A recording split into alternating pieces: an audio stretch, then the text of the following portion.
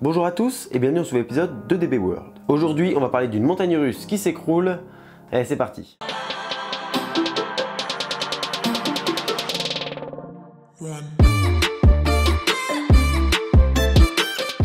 Comme vous l'avez sûrement remarqué, il y a quelques jours s'abattait sur une bonne partie de l'Europe une tempête. Ce constat nous amène à une question: quel impact a une tempête sur un parc d'attractions? Au cas où, je précise qu'on va s'attarder que sur la tempête d'il y a quelques jours.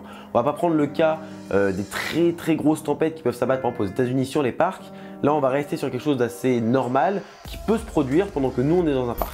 À Efteling tout d'abord, qui est l'un des rares parcs qui est encore en activité durant la saison hivernale. Le 10 mars à partir de 14 h. Pour cause de vent violent, le parc décide de fermer toutes ses attractions en extérieur. Les attractions comme Python, Jorisson de Drac, le Hollandais volant ou encore Baron ferment leurs portes. Et ce n'est que vers 17 h que Python rouvrit, ainsi que les autres attractions j'imagine. Pour comprendre les raisons de cette fermeture, on va voir les risques réellement encourus quand on est dans un coaster et qu'il y a une tempête. Déjà, on a l'objet qui s'envole, qui est dans une allée, sur un toit, et qui arrive directement dans un train plein de passagers qui se le prennent à pleine vitesse. Ensuite, il y a l'évacuation qui est dangereuse évidemment. Si un train s'arrête en haut du lift à une trentaine de mètres de hauteur, l'évacuation passager par passager avec des rafales à 100 ou 110 km/h, ça devient tout de suite très compliqué. Il y a aussi la possibilité qu'un arbre ou autre poteau électrique de décoration de lumière tombe sur les voies avant le passage d'un train. On peut aussi tenir compte de l'inconfort lorsqu'on est dans le train et qu'il y a une tempête. Au passage, j'ai déjà tenté l'expérience des grêlons dans Tonnerre de Zeus et je peux vous jurer que ça fait très mal. J'ai passé tout mon parcours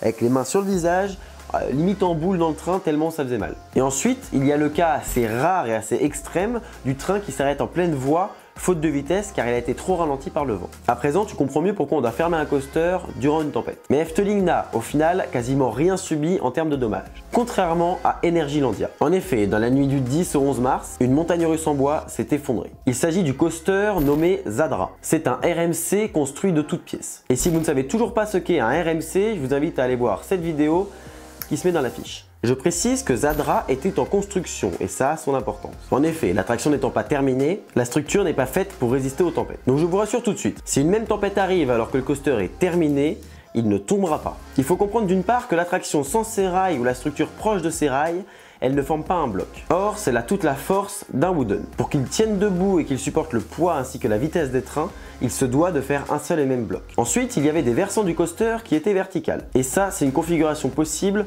seulement lors de la construction. On voit d'ailleurs sur certaines photos avant que le coaster s'écroule, des petits renforts au niveau de ce versant. Les coasters en bois, une fois terminés, sont très larges et ce, pour diviser et répartir les forces tout au long du parcours. Ce qui n'est pas le cas de Zadra à ce stade de la construction. Mais d'ailleurs, ce n'est pas la première fois que ça arrive. Par le passé, ça s'est déjà produit sur un coaster que j'ai moi-même ridé.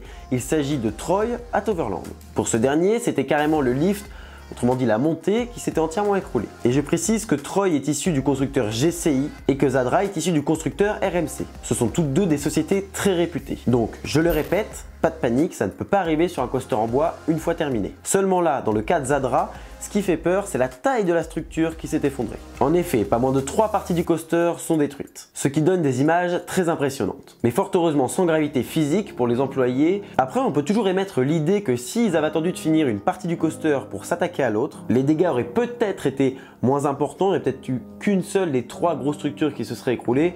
Mais bon, avec des scies, on refait le monde. Quoi qu'il en soit, Energylandia a seulement pas eu de chance, donc ça arrive.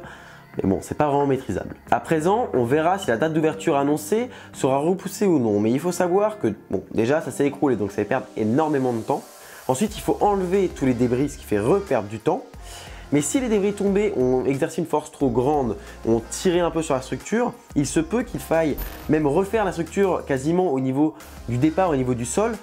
Et là, vraiment, ça va faire perdre beaucoup de temps. Bon, dans les faits, je pense que c'est un peu moins grave que ce que je viens d'évoquer.